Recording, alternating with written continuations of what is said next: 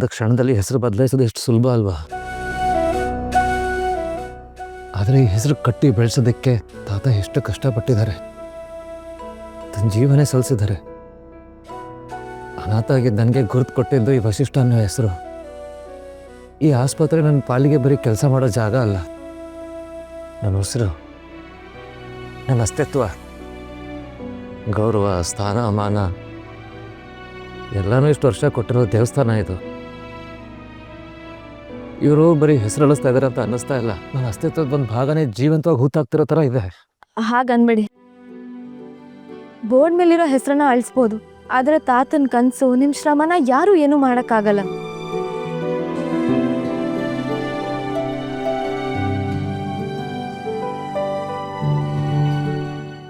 ಹೌದಲ್ವಾ?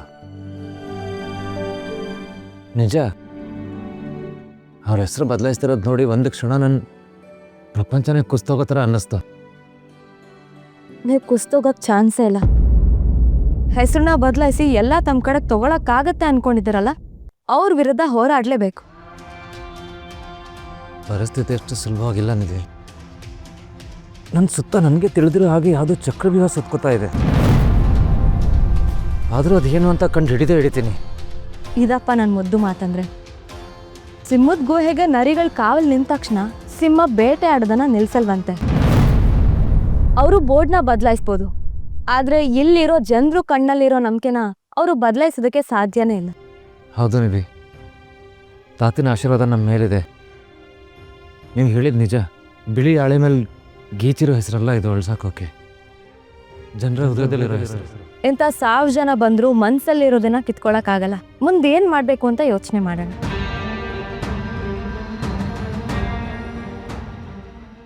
ಇದಕ್ಕಿರೋದು ಒಂದೇ ದಾರಿ. ಏನು? ಅವರು ನಮ್ಮ ಡಾಕ್ಟರ್ಸ್ನ, ಸ್ಟಾಫ್ನ, ನರ್ಸ್ನ ಆಚೆ ಕಳಿಸ್ತಾ ಇದ್ದಾರೆ. ಎಲ್ಲನೂ ತಮ್ಮ ಕಂಟ್ರೋಲ್ ತಗೋಬೇಕು ಅನ್ನೋದಷ್ಟೇ ಅವ್ರ ಉದ್ದೇಶ. ಎಲ್ಲರೂ ಭಯ ಓಡಿಸೋ ಕೆಲಸ ಮಾಡ್ತಿದ್ದಾರೆ.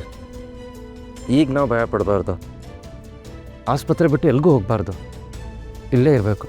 ಸೊ ಇವಾಗ ಏನು ಮಾಡಬೇಕು ಅಂದ್ಕೊಂಡಿದ್ದೀರಾ? ನಾನಿಲ್ಲಿ ಡ್ಯೂಟಿ ಡಾಕ್ಟರ್ ಜಾಯ್ನ್ ಆಗ್ತೀನಿ.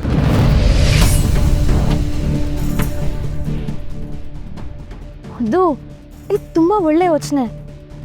ಆದರೆ ಇವರು ಅದಕ್ಕೆ ಅವಕಾಶ ಮಾಡಿಕೊಡ್ತಾರೆ ಅಂತೀರಾ? ಕೊಡ್ತಾರೆ, ಕೊಡಲೇಬೇಕು. ಅಷ್ಟು ಸುಲಭಕ್ಕೆ ಎಲ್ಲರೂ ಒಟ್ಟಿಗೆ ಆಚೆ ಹಾಕೋದ್ರಿಂದ ಅವ್ರಿಗೆ ತೊಂದರೆ ಆಗುತ್ತೆ. ಹಾಗಾಗಿ ಕೊಟ್ಟೇ ಕೊಡ್ತಾರೆ.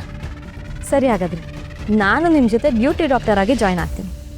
ನೀವ ಬೇಡ ನಿಧಿ. ನಿಮ್ದು ಕ್ಲಿನಿಕ್ ಇದೆ, ನಿಮಗೆ ನಿಮ್ಮದೇ ಆದಂಥ ಕನಸಿದೆ. ಇದಕ್ಕೋಸ್ಕರ ಅದನ್ನೆಲ್ಲ ಹಾಳು ಮಾಡ್ಕೋಬೇಡಿ. ಇಲ್ಲ, ಈ ಟೈಮಲ್ಲಿ ಇಬ್ಬರು ಜೊತೆಯಾಗಿ ನಿಂತು ಹಾಸ್ಪಿಟಲ್ ಮತ್ತೆ ವಾಪಸ್ ತಗೊಳ್ಳೋದು ನನ್ನ ಕನಸಿಗಿನ್ನ 100 ಪಟ್ಟು ದೊಡ್ಡದು. ಇಲ್ಲಿರೋ ಪೇಷಂಟು, ಸ್ಟಾಫು ನಿಮ್ಮೆಲ್ಲ ತುಂಬಾ ನಂಬಿಕೆ ಇಟ್ಟಿದ್ದಾರೆ. ನೀವು ಹೇಗೆ ಇವ್ರ ವಿರುದ್ಧ ನಿಂತು ಎಲ್ಲದನ್ನು ಫೇಸ್ ಮಾಡೋಕ್ಕೆ ಹೊರಟಿದ್ದೀರೋ, ನಾನು ಅಷ್ಟೇ. ಒಂದು ಒಳ್ಳೆ ಕೆಲಸಕ್ಕೆ ನಿಮಗೆ ಫುಲ್ ಸಪೋರ್ಟಿವ್ ಆಗಿ ನಾನು ನಿಲ್ತೀನಿ. ಥ್ಯಾಂಕ್ಸ್ ನಿಧಿ. ನೀವು ಜೊತೆಗಿದ್ರೆ ಜಗತ್ತಿನ ಗೆಲ್ಲೋ ಶಕ್ತಿ ಬರುತ್ತೆ. ಇಬ್ಬರು ಇಲ್ಲೇ ಇದ್ದು ಫೇಸ್ ಮಾಡೋಣ, ಜಯಿಸೋಣ.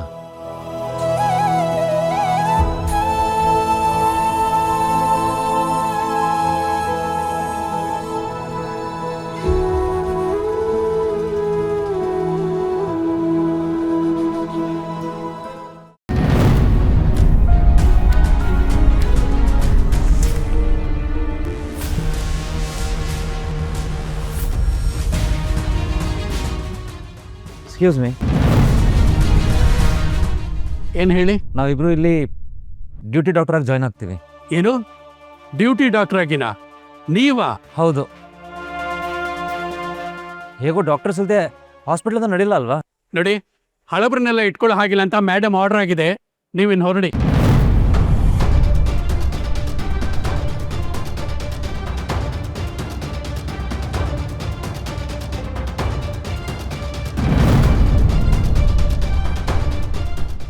ಅಲ್ಲ, ನೀವು ಅಡ್ಮಿನ್ ಡಿಪಾರ್ಟ್ಮೆಂಟಲ್ಲಿ ಇಷ್ಟೊಂದು ತಲೆ ಕೆಡಿಸ್ಕೊತಿದ್ದೀರಾ?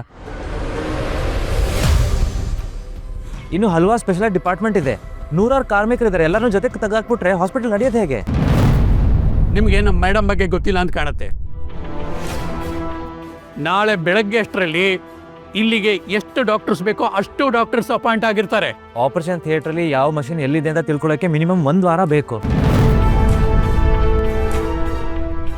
ಪೇಷಂಟರು ಬೆಡ್ ಮೇಲೆ ಮಲಗಿದ್ದಾಗ ಹೊಸ ಡಾಕ್ಟರ್ ಹೋಗಿ ಇಮಿಡಿಯೇಟ್ ಆಗಿ ಆಪರೇಷನ್ ಮಾಡ್ತಾರೆ ಅಂತ ನಿಮ್ಗೆ ಅನ್ಸುತ್ತಾ? ಅದೆಲ್ಲ ನಾವು ನೋಡ್ಕೊಳ್ತೀವಿ, ನೀವು ಜಾಸ್ತಿ ಮಾತಾಡಬೇಡಿ, ಹೊರಡಿ.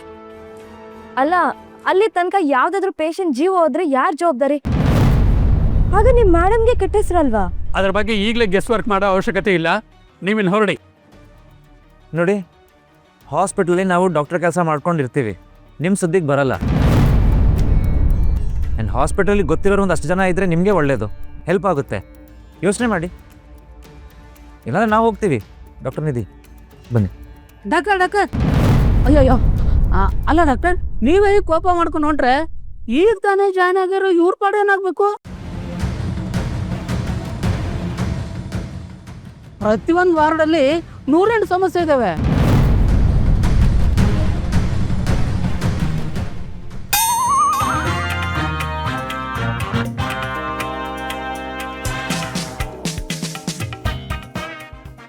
ನಿಮಗೆ ಹೆಂಡತಿ ಮಕ್ಕಳು ಇದ್ದಾರಾ? ಇದ್ದಾರೆ, ಎಷ್ಟು ಜನ ಮಕ್ಕಳು? ಒಂದು ಗಂಡು ಒಂದು ಹೆಣ್ಣು. ಓ, ಆರತಿಗೊಬ್ಬ ಕೀರ್ತಿಗೊಬ್ಳು. ಕ್ಯೂಟ್ ಫ್ಯಾಮಿಲಿ ಸರ್ ನಿಮ್ಮದು. ನಾನೀಗ ಹೇಳಿ ಹೆದರ್ಸ್ತಾ ಇದ್ದೀನಿ ಅನ್ಕೋಬೇಡಿ.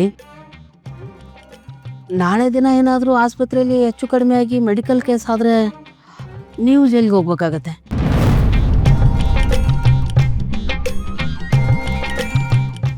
ಕಂಬಿ ಅನ್ಸೋದು ನೀವೇ ಹೊರತು ನಿಮ್ಮ ಮೇಡಮ್ ಗ್ಯಾರಂಟಿ ಬರಲ್ಲ.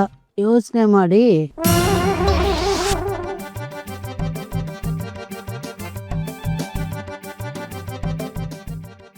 ಇರಿ, ಒಂದು ನಿಮಿಷ ಹೋಗಬೇಡಿ.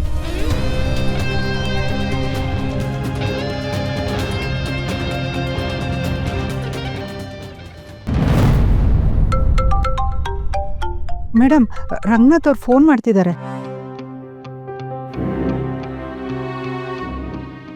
ಎಸ್, ಹೇಳಿ. ಮೇಡಮ್, ಅದು ಡಾಕ್ಟರ್ ಕರುಣಾ ಮತ್ತೆ ನಿಧಿ ಡ್ಯೂಟಿ ಡಾಕ್ಟರ್ ಆಗಿ ಜಾಯಿನ್ ಆಗ್ತೀವಿ ಅಂತ ಹೇಳ್ತಿದ್ದಾರೆ. ಏನು ಮಾಡೋದು ಮೇಡಮ್? ಅಲ್ಲ, ಮೇಡಮ್ ಕೋಪ ಮಾಡ್ಕೋತಾರೆ ಅಂದರೆ ನಗ್ತಾ ಇದ್ದಾರಲ್ಲ.